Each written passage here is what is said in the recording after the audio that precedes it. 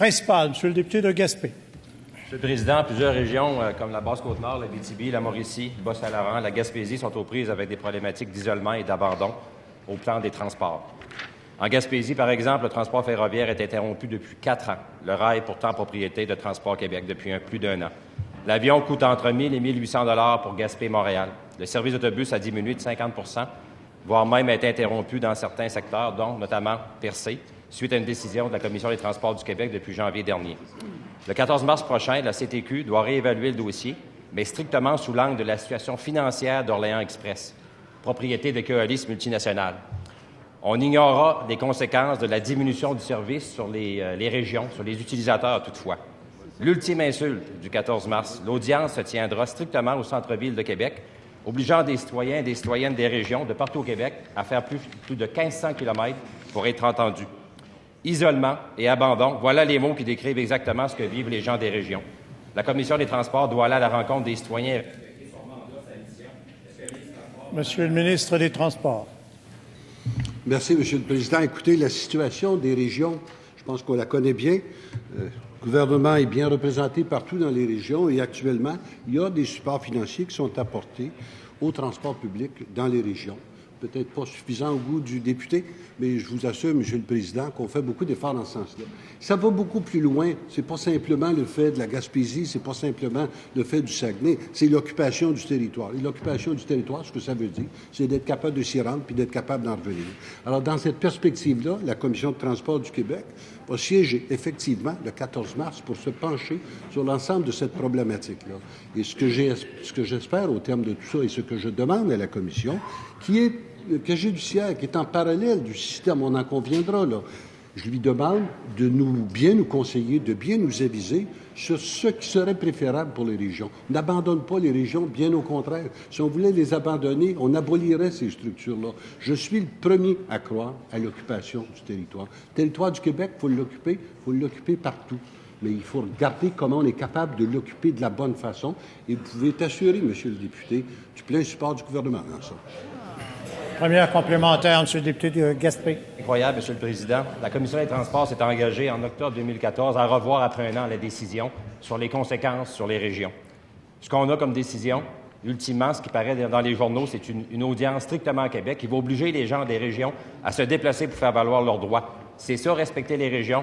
Moi, je pense pas. Est-ce que le ministre va obliger la Commission des transports à respecter son engagement d'octobre 2014 et à aller en région, écouter les gens qui connaissent leurs problématiques?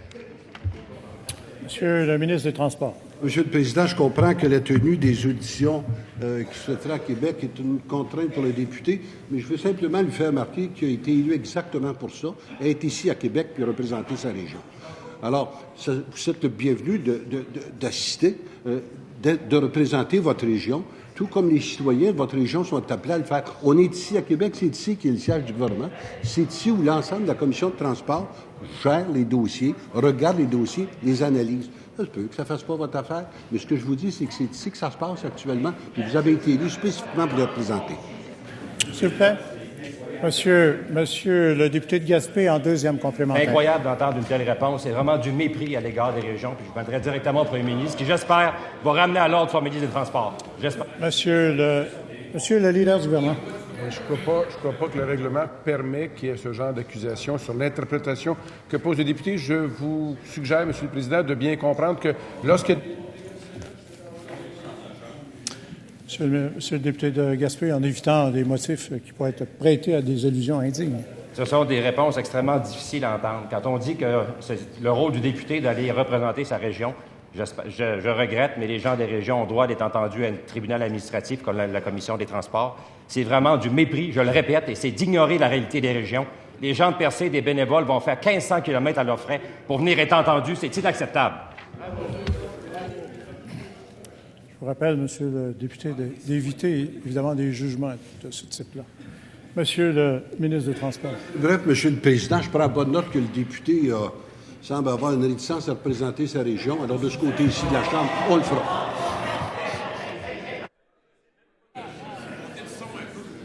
Monsieur le leader d'opposition.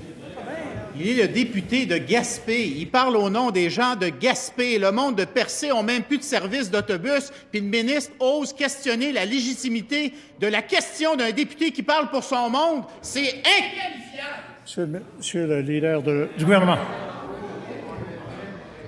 Je ne pense pas que notre collègue facilite votre main tendue pour que nous ayons des travaux sereins, Monsieur le Président. Le ton qu'il utilise pour nous faire valoir qu'il n'apprécie pas la réponse de notre collègue. Des questions sont posées, il y a des réponses qui sont offertes. Il y a toujours la possibilité d'aller au hot room pour déchirer 4 ou 5 chemises s'il le veut. Mais dans ce salon, Monsieur le Président, on a décidé, et je suis votre guide, pour que nous ayons des travaux respectueux avec le ton approprié. Je vous encourage à continuer de nous guider sur cette voie.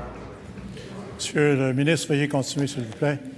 Simplement, je terminerai de la façon suivante, Monsieur le Président. Je me souviens du dossier Mécanisme où le député, justement, avait bien représenté sa région. Il était ici, il était en commission parlementaire. On avait travaillé de façon fort efficace ensemble. Et ce que je dis simplement, c'est que vous avez une préoccupation pour votre région. Vous avez été élu pour représenter votre région. Faites-le. Si vous ne voulez pas l'assumer, on va s'en occuper de ce côté-ci. Principal, Monsieur le député.